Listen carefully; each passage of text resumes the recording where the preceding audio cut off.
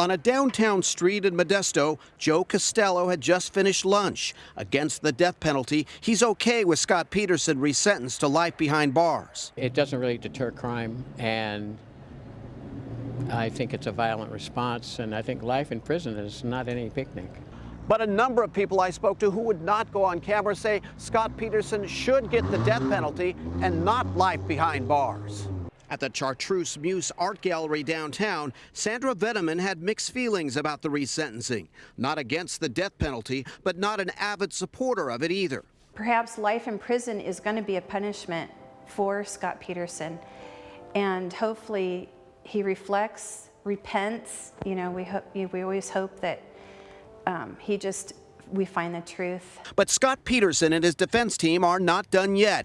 A hearing will be held in February for what the defense believes was juror misconduct.